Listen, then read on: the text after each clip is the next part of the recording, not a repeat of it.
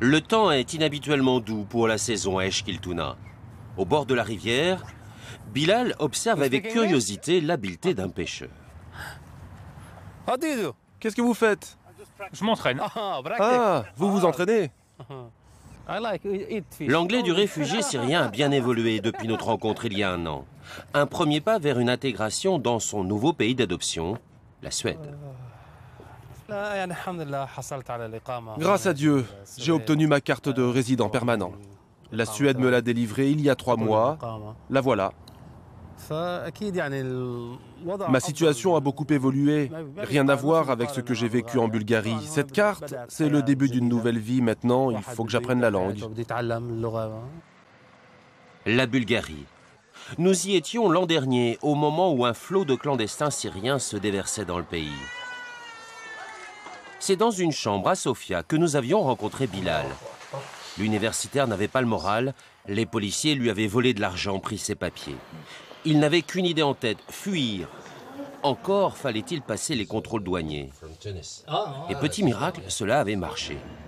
On l'avait laissé en promettant de le revoir dès qu'il serait en Suède. Pari gagné. Une semaine plus tard, nous avions retrouvé Bilal, tout sourire, bien traité par les Suédois. Seul problème, la police bulgare l'avait fiché et si les Suédois le découvraient, c'était l'expulsion. Mais Bilal a eu de la chance. Apparemment, l'office d'émigration en Suède a demandé mon dossier en Bulgarie. Les policiers bulgares leur ont répondu que j'étais inconnu de leur service et qu'il n'y avait aucun dossier à mon nom.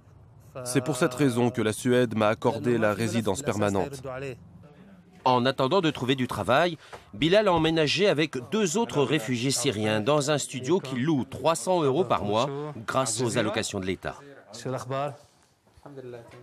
Il y a quoi de neuf aux infos sur le pays? Il y a eu des frappes des Alliés aujourd'hui. La guerre, toujours aussi atroce, et qui jette sur les routes de l'exil un nombre sans cesse croissant de clandestins.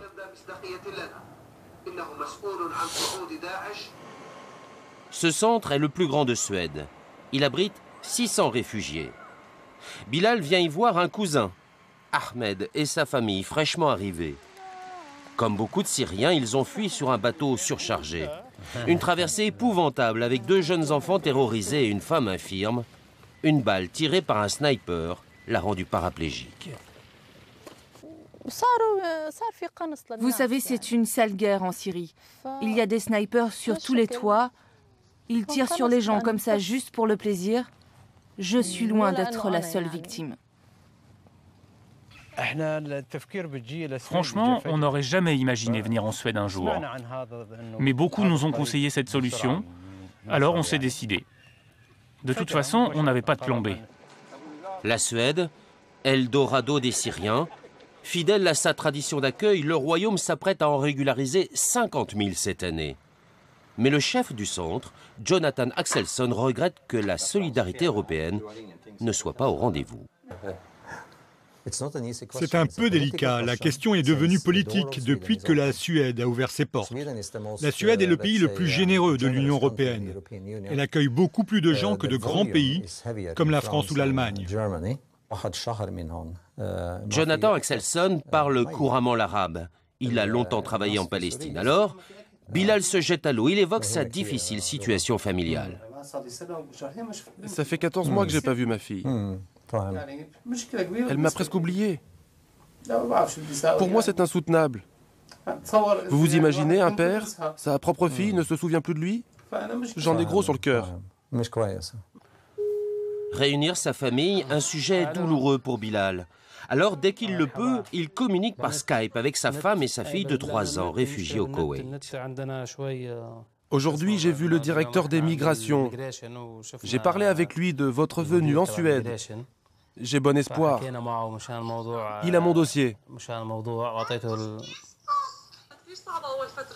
C'est long, c'est compliqué d'attendre, toujours attendre. Ça détruit notre famille, mais il y a déjà un grand pas en avant. La vie s'écoule lentement lorsqu'on est un réfugié. Alors, aller chercher les enfants à l'école est un vrai moment de plaisir. La petite classe compte 8 élèves. Avec l'accord de la maîtresse, Bilal montre en direct à sa fille à quoi pourrait ressembler son avenir en Suède.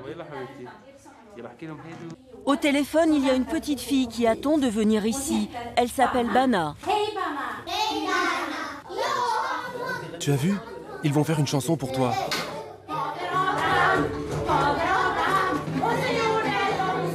L'enfer syrien semble bien loin. Ils vont te dire en suédois « À bientôt !» À bientôt. Hej då!